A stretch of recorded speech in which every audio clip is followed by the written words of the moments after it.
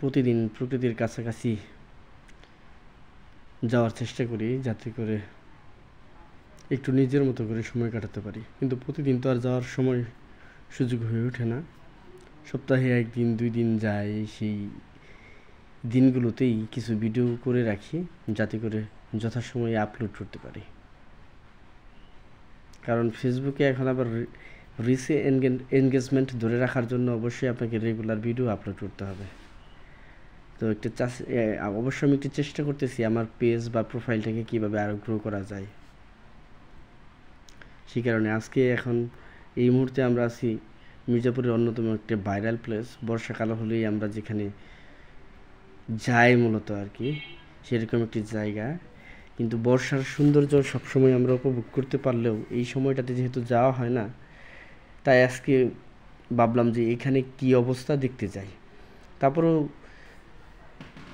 যাওয়ার পরে সত্যি ভালো লেগেছে, কারণ দুই দিকেই সবুজ প্রকৃতি, সবুজ ফসলের মাঠ।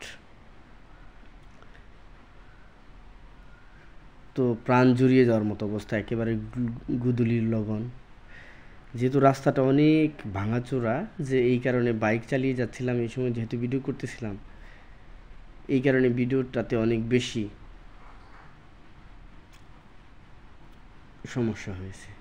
তারপর ভাবলাম যেহেতু ভিডিও করেছি, সেহেতু আপনাদের সাথে একটু শেয়ার করে নিই, যে কারণে আপনাদের সাথে শেয়ার করা।